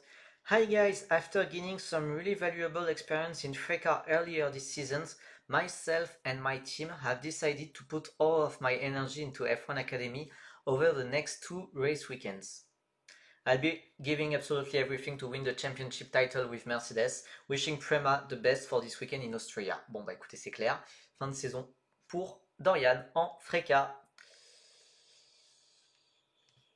Je vais pas répéter ce qu'on a dit, je vais pas répéter ce qu'on a dit en début de live, mais voilà, on a l'officialisation de la part de Dorian. En tout cas, je préfère ça. Honnêtement, je préfère qu'il y ait une communication vraiment officielle plutôt que des ah on sait pas, peut-être qu'il va revenir, ou peut-être qu'est-ce qu'on sente, mais quel test à côté. En tout cas, voilà, au moins c'est clair et je préfère que les choses soient dites. Voilà. Voilà, ça me désespère, mais bon. Voilà, il y a eu les premiers essais au Red Bull Ring ce jeudi après-midi. Enzo Deligny a fait le meilleur temps devant Slater Clairot. Les RS plutôt en forme avec Nakamura 4ème, même si Akshay Bora a eu un problème mécanique et s'est craché très violemment. Akshay Bora va bien, mais voilà, c'est pour ça que vous le voyez 26ème, le 5ème du championnat. Evan est 7ème, c'est bien. C'est bien devant ses coéquipiers aussi. Donc voilà, on verra ce que ça donne. Hein. Il y a encore des essais libres vendredi. Les choses sérieuses débuteront vraiment samedi. Il y a aussi l'Eurocup 3 qui est présent, qui reprend à Spa-Francorchamps après un week-end assez soporifique à Assen. À Spa-Francorchamps, on devrait plus s'amuser. Mattia Kolnaghi est en tête du championnat, la nouvelle recrue du Red Bull Junior Team est déjà annoncée en F3 chez MP. Est en tête du championnat et il est parti pour aller faire le doublé hein, après la F4 espagnole l'an passé. Attention à son coéquipier Valerio Vinicella. Attention à Ernesto Rivera qui est le pilote leader de chez Campos, aussi pilote Red Bull Junior et qui est passé complètement à côté de son week-end d'Assen. C'est rare de le voir passer à côté d'un week-end de la sorte. À voir le rebond de Ernesto Rivera qui a fait, je crois, si je ne dis pas de bêtises, non, pas du tout. Non, oubliez ce que je viens de dire. Je crois qu'il a fait 3ème seulement des essais. Kasper Stuka est 4ème, Carrasquedo 5, Gladish et Gozzi. Notre français Jules Caranta est en 8ème position devant Andrés Cardenas, Starnvenishkoul, Berry, Abkazava, Fittipaldi, le futur pilote F2, Macedo, Belov, Steven Haydens, Darianani, Kota, Wurz, Barashi. Et à la porte des points, on a Luciano Morano et Owen Tongavelou. Évidemment, l'Eurocup 3, j'ai perdu ma hype de l'Eurocup 3. J'avoue qu'on était beaucoup plus hype cet hiver quand Jules Caranta faisait des podiums et battait Nicolas Tsolov. Et là, évidemment, c'est plus dur. C'est plus dur. Et voilà, il y a 3 week-ends pour encore sécuriser son avenir, pour reprouver sa valeur. Puisque Jules Caranta l'a déjà prouvé hein, cet hiver. Hein, il avait été exceptionnel en Eurocup 3 Spanish Winter Championship, il avait été exceptionnel en F4 France, il avait été exceptionnel en test avec Red Bull. Voilà, il faut reprouver sa valeur dans une saison pas évidente pour lui. Et donc il revient à Spa-Francorchamps sur les terres de l'une de ses victoires en F4 l'an passé. Il reste 3 week-ends, il n'y a pas d'objectif de championnat, là vraiment faut maximiser, scorer le plus gros résultat possible et voilà, voir ce que ça donne. Et pour potentiellement refaire, je pense, une deuxième saison d'Eurocup 3, car je ne le vois pas trop spécialement en F3, puisque comme je l'ai dit, les baquets se prennent un par un.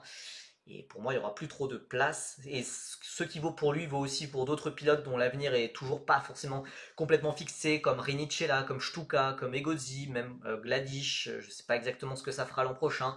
Donc voilà. Tous ces pilotes-là, mais évidemment Jules Caranta qu'on va surveiller de très près. Vous voyez donc les essais, ce que ça a donné. Kolnaghi, le leader du championnat, a fait les meilleurs temps aux essais libres.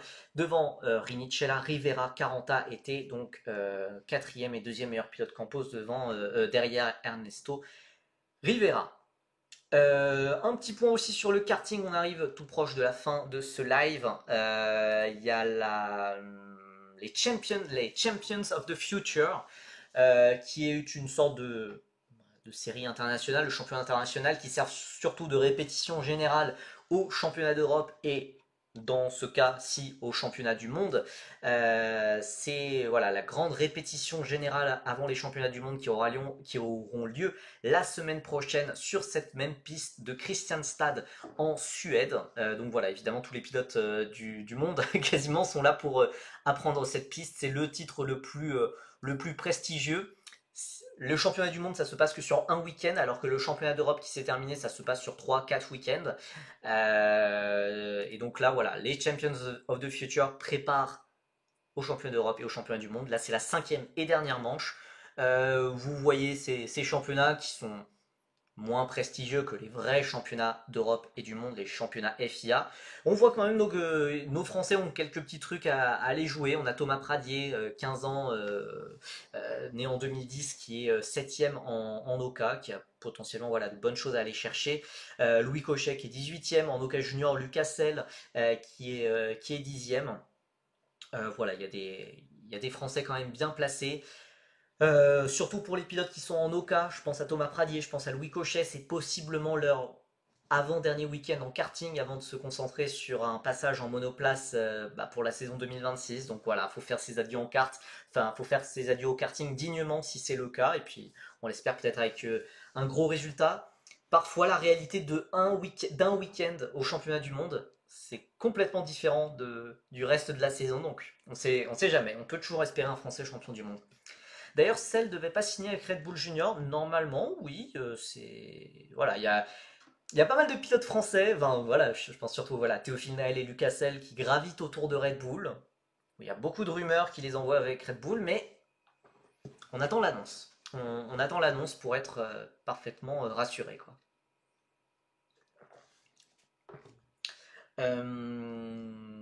Donc voilà, qu'est-ce que j'ai à plus de dire? Oui, donc voilà, pas mal de pilotes différents, des pilotes qui n'ont pas fait le championnat d'Europe qui viennent. Par exemple, c'est notamment le cas de Louis Baziret, excellent en X30 junior, qui vient en Oka Junior là voilà, pour se préparer pour les mondiaux qui seront la semaine prochaine. On aura l'occasion d'en parler des mondiaux lors d'un live qu'on fera la semaine prochaine, évidemment.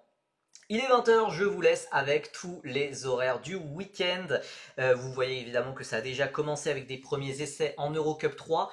Et vous voyez aussi que du coup on se retrouve en live dès demain à 14h15 à peu près. On prendra l'antenne à 14h15 pour suivre ensemble trois choses. La course 1 d'Eurocup 3 à Spa-Francorchamps. Puis juste après la course, on va enchaîner avec la qualification de Formule 3.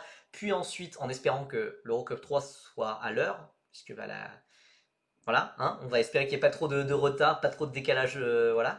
La qualif de F3, la dernière qualif de F3 même, et ensuite la qualif de F2, voilà, on va suivre ça. La course 1, on la retransmettra en direct avec les images qu'on pourra commenter, la qualif F3 et la qualif F2, évidemment. Ça sera juste un live react avec le live timing que je montrerai à l'écran. Et puis ensuite, voilà, on se retrouvera pour un ou deux lives le samedi pour les courses sprint F3